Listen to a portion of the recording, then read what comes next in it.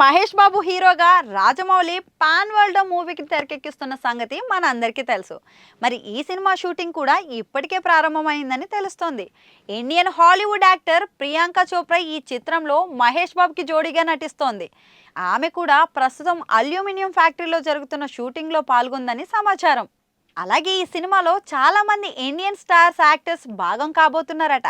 ఏకంగా 1000 కోట్ల బడ్జెట్తో ప్రతిష్టాత్మకంగా తెరకెక్కుతున్న ఈ చిత్రంలో హాలీవుడ్ యాక్షన్స్ కూడా కనిపించబోతున్నారనే మాట కూడా వినిపిస్తోంది. అయితే మరి ఈ చిత్రంలో ఇతర పాత్రల కోసం ఎవరు నటిస్తున్నారనే న్యూస్ అయితే బయటికి రాలేదు.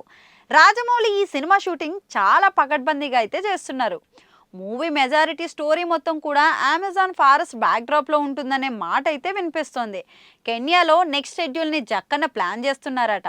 ఇదిలా ఉంటే ఈ సినిమాలో ఒక కీలక ఎపిసోడ్ కాశీలోని మణికర్ణిక ఘాట్ బ్యాక్డ్రాప్లో ఉంటుందని సమాచారం. అయితే గంగానది ఒడ్డు నుండే ఈ ఘాట్లో షూటింగ్ సాధ్యం కాదు కాబట్టి హైదరాబాద్లోనే దానికోసం భారీ సెట్ వేయబోతున్నారని తెలుస్తోంది. రియలిస్టిక్గా ఈ సెట్ నిర్మాణం ఉండబోతుందని టాక్. ఈ సెట్లో షూటింగ్ చేసి తరువాత దానిని విఎఫ్ఎక్స్లో నిజమైన మణికర్ణిక ఘాట్ లాగా చూపించబోతున్నారట. ప్రస్తుతం ఇదే న్యూస్ ఇండస్ట్రీ అంతా వైరల్ అవుతుంది. త్వరలో ఈ సెట్ వర్క్ మొదలు కాబోతుందనే మాట కూడా వినిపిస్తుంది. ఇక సినిమాకి కీరవాణి మ్యూజిక్ అందిస్తున్నారు. RRR తర్వాత రాజమౌళి చేయబోతున్న ఈ సినిమాపై ప్రపంచం మొత్తం కూడా ప్రత్యేక దృష్టి పెట్టింది.